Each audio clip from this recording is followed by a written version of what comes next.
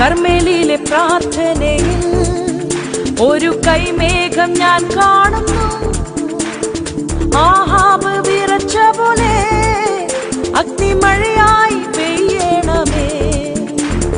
കർമ്മേലിയിലെ പ്രാർത്ഥനയിൽ ഒരു കൈമേഘം ഞാൻ കാണുന്നു.